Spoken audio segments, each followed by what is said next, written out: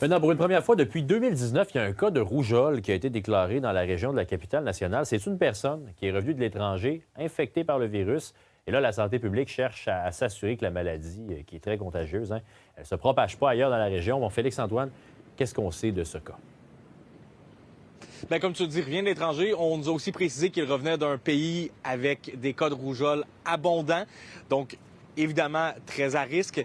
Et là, ce qu'on essaye d'identifier, c'est les personnes qui ont pu être en contact avec l'individu en question, puisqu'il a fréquenté la clinique Médication ainsi que les urgences du CHUL du 24 au 26 mars dernier. Donc, il y a des gens déjà qui ont été contactés, mais évidemment, c'est des accompagnateurs qui n'étaient peut-être pas sur des listes ou d'inscription là, aux urgences. On veut essayer de les trouver. Évidemment, des symptômes à surveiller. Pour ce qui est de la rougeole, là, si vous n'êtes pas au courant, bon, il y a des choses assez bénignes, là, fièvre, conjonctivite, nez qui coule, avant de voir évidemment apparaître les fameuses rougeurs, là, les éruptions cutanées sur la peau. C'est ce qu'on doit surveiller. Mais est-ce qu'on doit être inquiet ou non dans la région de la capitale nationale? C'est dur à dire pour la santé publique parce que les antécédents vaccinaux de l'individu en question sont loin d'être clairs. Il y a une incertitude par rapport à la vaccination du cas. Donc, on sait que les gens vaccinés sont moins contagieux. Donc, il est possible que le niveau de contagiosité dans ce cas-ci ait été moins élevé, mais c'est encore incertain. Là. On n'a pas l'information avec certitude.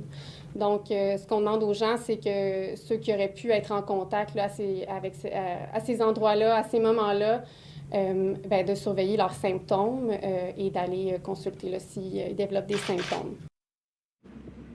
Bon, parlons de la vaccination, parce qu'il y a un vaccin contre la rougeole. Est-ce que la couverture, elle est adéquate dans la région? Bien, la santé publique nous dit être relativement satisfait. On dit que comme on parle d'une maladie ultra contagieuse, le taux visé de vaccin, c'est 95 %. On vise normalement 12 à 18 mois les jeunes enfants. Et là, le taux est un peu bas, mais haut pour la moyenne du Québec à 80 %. Mais une fois rendu au secondaire et passé ça, le taux de vaccination, il l'atteint, le 95 %. Donc, on n'a pas trop d'inquiétude là, mais les éclosions de rougeole qu'on voit apparaître de plus en plus, le problème, ce n'est pas la vaccination selon la santé publique, du moins pas au Québec. Le problème, c'est davantage, je dirais, le taux de vaccination à l'échelle mondiale, pas nécessairement ici. Nos taux de vaccination n'ont pas diminué, et même on a réussi à augmenter un petit peu avec les situations des dernières années. Par contre, à l'échelle de la planète, je pense bien que c'est la diminution des couvertures vaccinales qui fait qu'il y a de plus en plus de cas ailleurs et que ces cas-là, des fois, sont importés ici. Merci, Félix-Antoine.